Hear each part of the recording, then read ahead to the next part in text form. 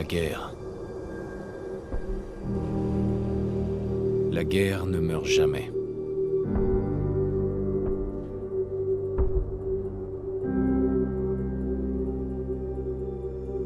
En 1945,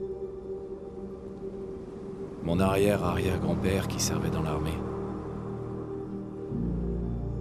se demandait quand il retrouverait sa femme et son fils qu'il n'avait encore jamais vus. Son souhait a été exaucé lorsque les Américains ont mis fin à la Seconde Guerre mondiale en lâchant des bombes atomiques sur Hiroshima et Nagasaki. Le monde croyait courir à sa perte. Mais en réalité, un miracle s'est produit. Nous avons commencé à utiliser l'énergie atomique à des fins différentes, comme source d'énergie presque illimitée. Nous avons alors eu accès à une technologie qui semblait relever de la science-fiction.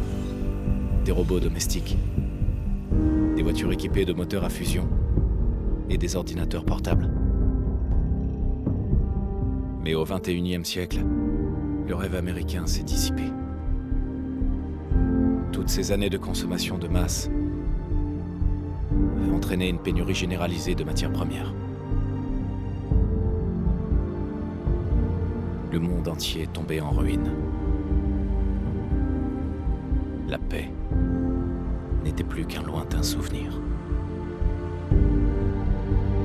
Nous sommes en l'an 2077. À l'aube d'une guerre totale. Et j'ai peur. Pour moi. Pour ma femme. Pour mon fils qui vient de naître. Car s'il y a bien une chose que j'ai apprise à l'armée,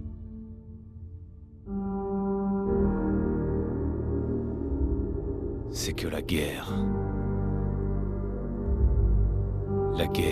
ne meurt jamais.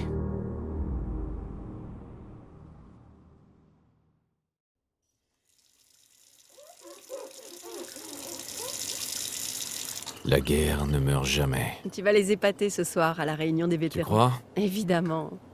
Maintenant arrête de t'admirer et file te préparer. Bien.